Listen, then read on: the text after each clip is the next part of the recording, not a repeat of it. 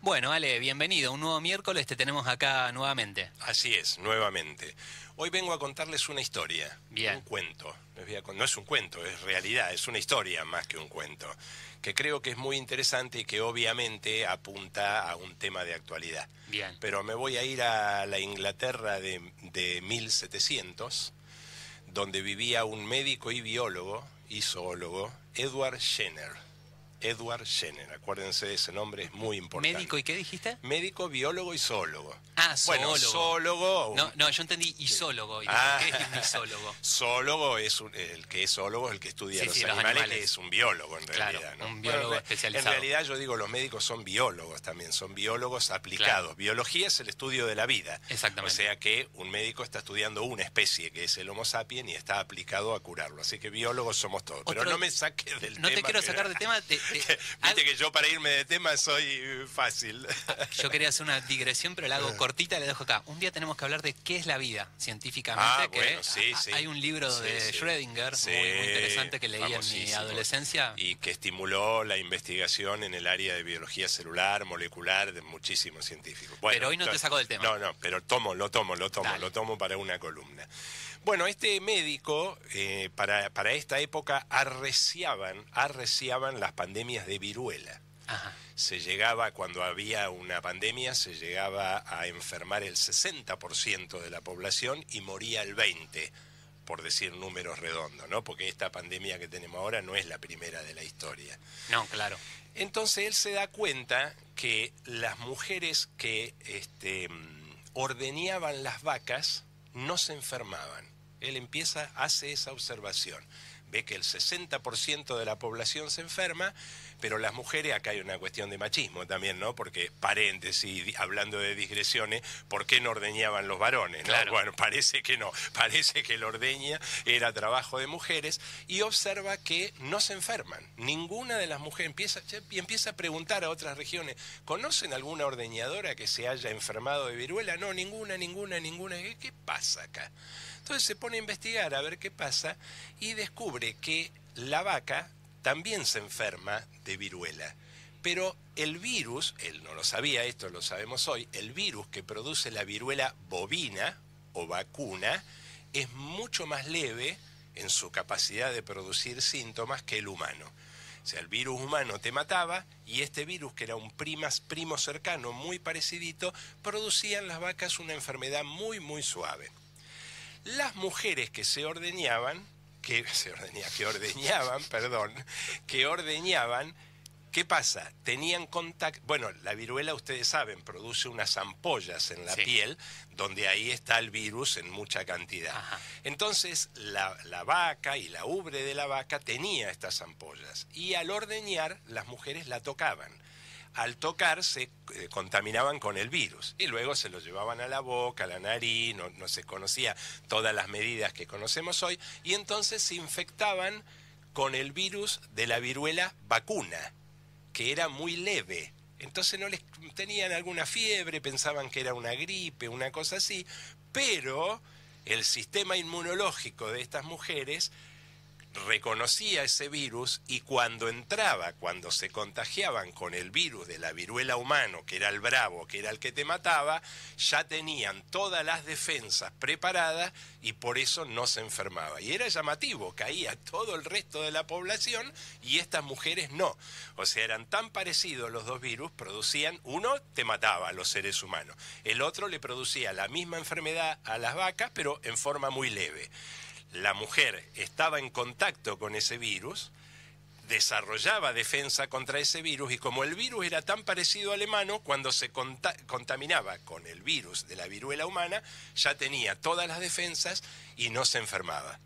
Entonces Edward Jenner hace esta observación y dice, bueno, ¿qué pasa si yo agarro un poquito de material de la pústula, de la ampolla de la vaca y se la pongo, o sea, repito lo que le pasa a la mujer que se ordeña? Agarro otro ser humano que no ordeñe, le hago un pequeño cortecito en la piel y le pongo, capaz que desarrolla la misma defensa que las mujeres ordeñadoras.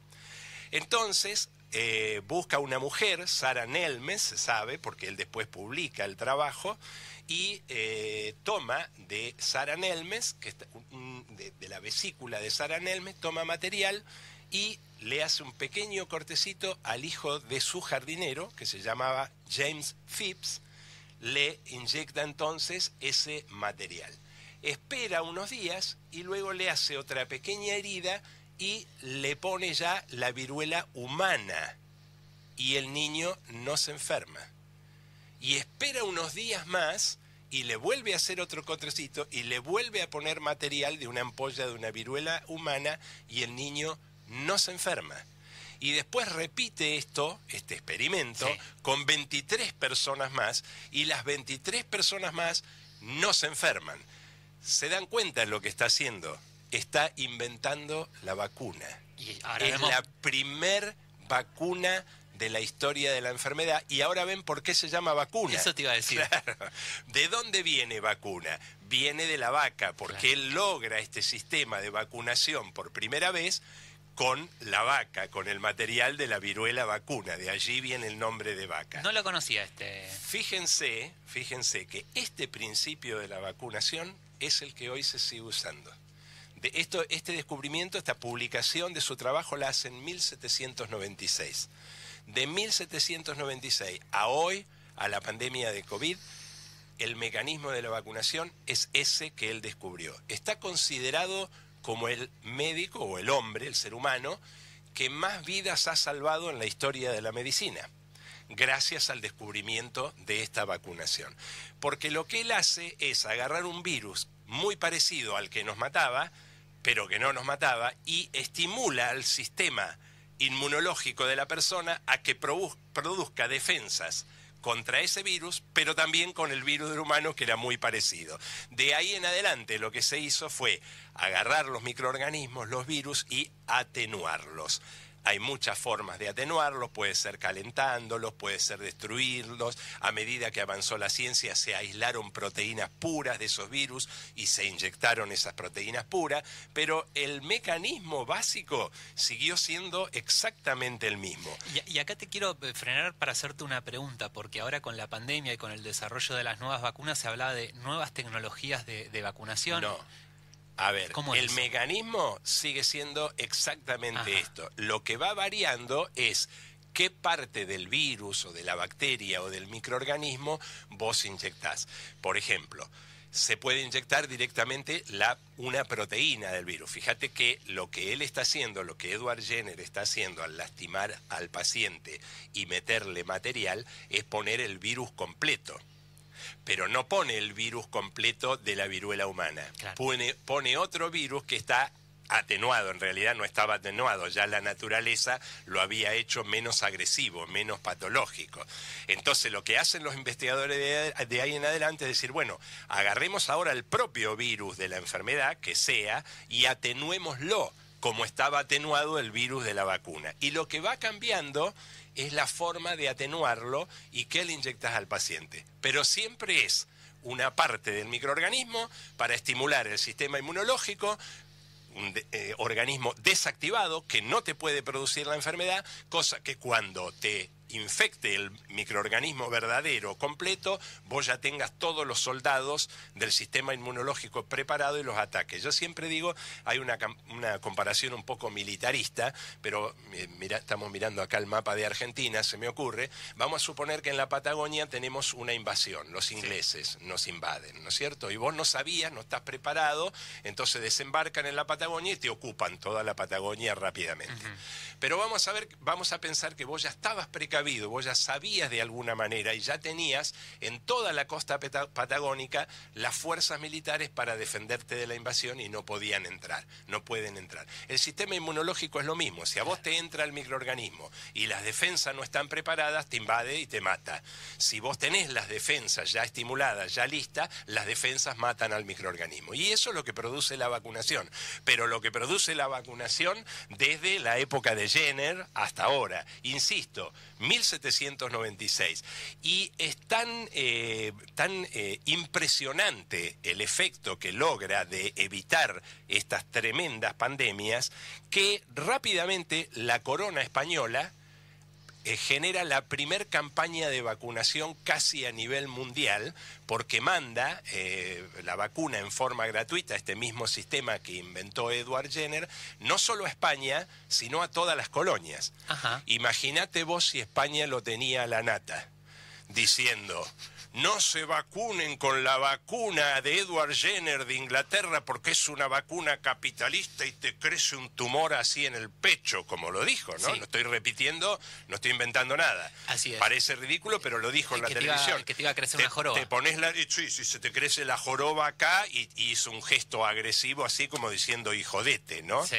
Bueno, rápidamente Napoleón, que estaba en guerra con Inglaterra, hace vacunar a toda su tropa. Eso porque no lo tenía a Nelson Castro o ¿cómo se llama la periodista del dióxido de cloro? Recomendando, Canosa, ¿no? Animadora. Recomendando animadora, perdón, no quiero ofender al periodismo. Muy bien, gracias por tu observación. Porque si la hubiera tenido a Canosa, sí, en vez de vacunar a toda su tropa, que era la vacuna que venía del enemigo. Imagínense, claro, acá nos asustamos porque venía de Rusia. Este venía del enemigo porque estaban en guerra. No le importó, pero no le importó porque no la tenía Canosa diciendo: no, Napoleón, no vacunes, lo mejor es el dióxido de cloro, si no, le hubiera dado dióxido de cloro a toda su tropa. Y en 1979, la OMS declara, en gran parte, no únicamente, pero en gran parte, gracias a la vacunación, declara a la viruela como una enfermedad erradicada. ¿Por qué les cuento esta historia? Les cuento esta historia porque quiero que vean, y los oyentes quiero que vean, la larga historia que tiene la vacunación y lo comprobada que está, y que no solo permitió erradicar a la viruela, sino que desde 1796 hasta ahora ha permitido erradicar o controlar fuertemente enfermedades como la difteria, el tétano, la toferina, la poliomielitis. Seguramente alguno de los oyentes que tiene una edad como la mía o un poquitín más se acuerda de lo que era la poliomielitis cuando eran niños, que los afectaba enormemente. Recuerdo hasta haberme vacunado, claro, chico. Y quedaban, sí, pero enorme, pero una proporción muy elevada de la población, y quedaban paralíticos. 50, sí, para la época de Perón, claro, para la época del primer gobierno y segundo gobierno de Perón, que justamente estimulan la vacunación Sabin, que se crea, sí, que tiene básicamente el mismo mecanismo que te acabo de explicar, que es el que descubrió Edward Jenner en 1796. Recuerdo una intervención de Cristina Fernández de Kirchner refiriéndose a la polio y decía que en esa época nos vacunaban los militares, íbamos todos y nos vacunábamos. O sea, como que ahí no estaba la grieta en lo sanitario como bien vos caracterizabas que se ha colado en estos últimos años. Hace poco un colega tuyo, hace unos días, en una entrevista que me estaban haciendo a propósito de la pandemia, me preguntaba qué pensaba, creo que me quería pinchar un poquito, pero me preguntaba qué pensaba yo de la gente que todavía se resistía a vacunarse. Y lo que yo le decía es que lo que pienso es que son víctimas de todos estos comunicadores que han metido miedo, sobre todo rápidamente en la primer parte de la pandemia, y como no tienen la obligación de saber toda esta historia y de saber toda la documentación, comprobación, historia que hay detrás de la vacunación, se comen cualquier verdura que estos irresponsables, porque no los quiero llamar ni periodistas, como vos dijiste, ni tampoco comunicadores, se comen el miedo que le meten y no quieren vacunarse. Y han sido responsables, y esto hay que decirlo y remarcarlo, han sido responsables, y lo digo por conocimiento de primera mano, han sido responsables de muchísimas muertes en esta pandemia, porque yo conozco de primera mano gente cercana que no se vacunó porque tenía miedo y tenía todas las características para hacer que la enfermedad sea más grave, y se contagiaron y se murieron. Y también lo quiero remarcar porque no lo dice nadie, ni siquiera lo dice la gente de un lado de la grieta o de la otra. Esta campaña anticientífica y antivacunación fue una campaña de política partidaria. Esto fue claramente una campaña del PRO, de Cambiemos, contra el gobierno de Alberto Fernández, sin importarle las muertes, y perdónenme que me pongo enfático, pero realmente me hace enojar mucho, sin importarles las muertes que iban a causar, dijeron todas estas barbaridades que dijeron, que sabían que eran mentiras, porque querían un número de muertes grande para que el gobierno se viera afectado o cayera. Y hay que decirlo, porque todos sabemos, los periodistas, ¿cuáles son los periodistas opositores? Los conocemos perfectamente. ¿Por qué? Porque todas sus otras informaciones van permanentemente en contra del gobierno. Y no es casualidad que justamente ellos, que están permanentemente bombardeando en contra del gobierno, son los mismos que le emitieron miedo a la gente con noticias e informaciones falaces y anticientíficas, como el caso de la Nata, como el caso de Nelson Castro, como el caso de Canosa y y no solo de los comunicadores, sino también de los dirigentes políticos. Porque no nos olvidemos cuando estimulaban manifestaciones al Obelisco para quemar los barbijos. Sí. Y estaban presentes ellos ahí. Así que no hay que olvidarse de estas cosas. Y los oyentes, nadie, tenemos que olvidarnos de estas cosas. Porque así como muchos fueron víctimas, podemos volver a ser víctimas cuando haya otra campaña de desinformación en otro tema. A esto le quiero agregar que mucha de esta gente que hace correr estos discursos antisanitarios, antivacunas, después van y se vacunan. Por ejemplo, Milei. Por supuesto. O en el caso, por ejemplo, si vamos al plano local, el concejal Barrio Nuevo, que se opuso al pase sanitario, él se encargó de aclarar que él sí estaba vacunado porque era grupo de riesgo, pero que alguien tenía que representar a esa gente. Porque mira, hay dos posibilidades. Hay dos posibilidades, las dos igual de graves y de serias, ¿sí? O saben de esta historia que yo acabo de contar de la vacunación y de lo comprobada y de lo efectiva que es, o lo saben y mienten para afectar a un gobierno sin importarle las muertes que van a causar, o no lo saben, en cuyo caso es tan grave como el otro, porque son dirigentes políticos y tienen la responsabilidad de saber. Y si no saben, que se callen la boca y dejen hablar a los que saben, porque influenciaron sobre la población y produjeron miles de muertes de personas que, como le decía a tu colega el otro día, son víctimas y no se vacunaron por el miedo que les metieron en la cabeza, y eso llevó, como digo, a producir miles de muertes. Para redondear, hoy tenemos una noticia muy importante, que es que la FDA Argentina, digamos, ¿no? La famosa es la Food and Drug Administration. Sí. Bueno, sería la ANMAT. La ANMAT, exactamente, ha autorizado el ensayo clínico de la primera vacuna desarrollada por investigadores del CONICET. Y termino y quiero recordar algo antes de terminar. Empiezan los ensayos clínicos. Que empiecen los ensayos clínicos quiere decir que ya se hicieron los ensayos en animales. Y esto se hizo con una importante inversión del Estado, y con gente del CONICET y con gente muy capacitada y que estudió. ¿Y por qué remarco esto? Porque hace pocos días también me agarré tremenda calentura cuando escuché, no me voy a acordar el nombre ni lo quiero saber tampoco, a la ministra de Educación de la CABA, de la ciudad de Buenos Aires, decir que los empleados del Estado no teníamos estudio, éramos ignorantes, y como no sabíamos nada y no teníamos estudio y éramos ignorantes, entonces nos empleaba el Estado. Primero habría que saber cuánto estudió ella. Segundo, habría que recordarle que ella es empleada del Estado. Y hoy, si tuviera el teléfono o tuviera la oportunidad de hablarle, le llamaría para decir que pronto vamos a tener la primer vacuna argentina gracias a empleados del Estado que sí trabajaron y que sí estudiaron y que sí se formaron.